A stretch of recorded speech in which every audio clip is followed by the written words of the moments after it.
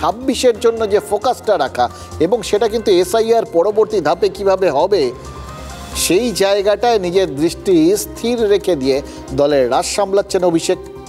এসআইআরের শুরুর থেকে দফায় দফায় দলীয় সংগঠনকে রণকৌশল বুঝিয়ে দিচ্ছেন। দেখুন, কমিশনে প্রতিনিধি দল পাঠানো হবে, সেই সাংসদদের নিয়ে টিম গড়ে দিয়েছেন, সেটা বলছেন, লিখছেন। এটা পরিষ্কার বোঝা যাচ্ছে চাপের খেলায় সাংসদদের ওজনকে, গুরুত্বকে তিনি কাজে লাগাতে চাইছেন। আবার একই সঙ্গে এসআইআর নিয়ে নিচুতলা পর্যন্ত গোটা দলকে একেবারে ভোট মোডে ধরে রেখে দিয়েছেন। প্রত্যেকটা জায়গাতে তিনি আলাদা করে বড় মাপের নেতাদের সুপারভাইজার হিসেবে ওয়ার রুমে পাঠিয়ে দিচ্ছেন। এই চাপটা, এই যে ফোকাসটা, এটা যুদ্ধ রব, এটা কিন্তু এ রাজ্যের প্রত্যেকটা পাড়াতে টের পাওয়া যাচ্ছে। কিন্তু এসব তো গেল দল হিসেবে তৃণমূলের পারফরমেন্স।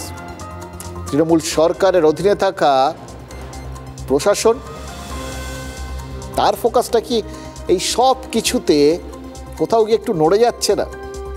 কোথাও গিয়ে আপনাদের মনে হচ্ছে না যে ঠিক আছে, দল হিসেবে তৃণমূল বা সব রাজনৈতিক দলই তারা এখন ভোট মোডে চলে গেছে, নির্বাচন কমিশনও ভোট মোডে চলে গেছে, গোটা রাজ্যের নজর, গোটা রাজ্যের চিন্তা ভাবনা জুড়ে খালি ভোট ভোট, 26, সেটা তো ঠিক আছে।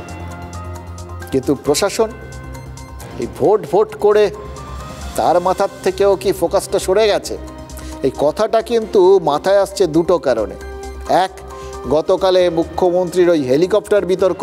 মুখ্যমন্ত্রী যাবেন, অথচ সেই হেলিকপ্টারেরই ইন্স্যুরেন্স আপডেট নেই, সেটাও আবার জানা যাচ্ছে একেবারে শেষ মুহূর্তে। একে কী বলবেন? প্রশাসনিক গাফিলতি। তাও না হয় ধরে নিলাম, ঠিক আছে, আর মাঝে মধ্যে ব্যতিক্রমী ঘটনা ঘটতেই পারে, ঘটেছে। কিন্তু তারপর দেখুন দ্বিতীয় ঘটনাটা, বনগাঁ থেকে ফেরার পথে বারাসাতে হাসপাতালের সামনে বিক্ষোভে আটকে পড়ল মুখ্যমন্ত্রীর গাড়ি।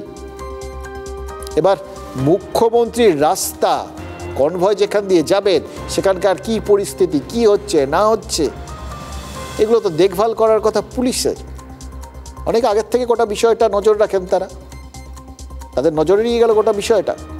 এবং বিক্ষোভের কারণ ভাবুন, মর্গে রাখা একটা মৃতদেহের চোখ চুরির অভিযোগ।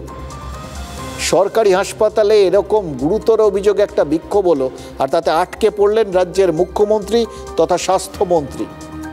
তাকে প্রতিশ্রুতি দিতে হলো, সেই অভিযোগ শুনতে হলো।